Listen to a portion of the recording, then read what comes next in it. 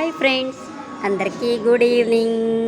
చూడండి, చక్కగా ఇవాళ క్రిస్మస్ పండగ రోజు నేను మాతా వేరాంగళి మాత చర్చికి వచ్చాను. ఇక్కడ ప్రాంగణం అంతా తీస్తున్నాను.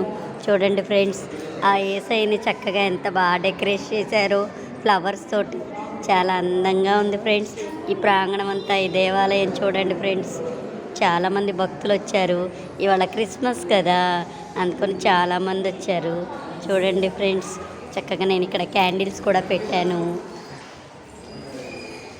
మన మనసులో కోరిక చెప్పుకొని ఇక్కడ క్యాండిల్స్ వెలిగిస్తే ఆ యేసయ్య మనల్ని సదా మన వెంటే ఉండి కాపాడుతాడంట ఫ్రెండ్స్.